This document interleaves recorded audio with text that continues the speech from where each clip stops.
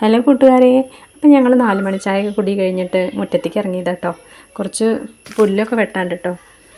ചെടികളൊക്കെ കുറച്ചുണ്ട്, പക്ഷെ എല്ലാറ്റിലും പുല്ല് വന്ന് കിടക്കുകയാണ്. മഴക്കാലം വന്നാൽ എവിടെ ഇല്ലാത്ത പുല്ലാട്ടോ നമ്മുടെ വീട്ടിൽ. ഞാൻ വെക്കേഷൻ കഴിഞ്ഞ് വന്ന സമയത്ത് പുല്ലൊക്കെ വെട്ടി ക്ലീൻ ചെയ്ത് തന്നെയാണ് കേട്ടോ. അപ്പം അതിൻ്റെ ഇരട്ടിയായിരുന്നു.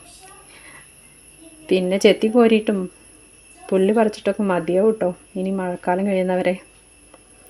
ഇന്നിപ്പോൾ ഇതാ രാജേട്ടനും കൂടെ ഉണ്ട് കേട്ടോ. ഉച്ചയ്ക്ക് ശേഷം കടയിൽ പോയിട്ടില്ല. പിന്നെ കുട്ടികൾ സ്കൂളിൽ നിന്ന് വന്നിട്ടുണ്ട്.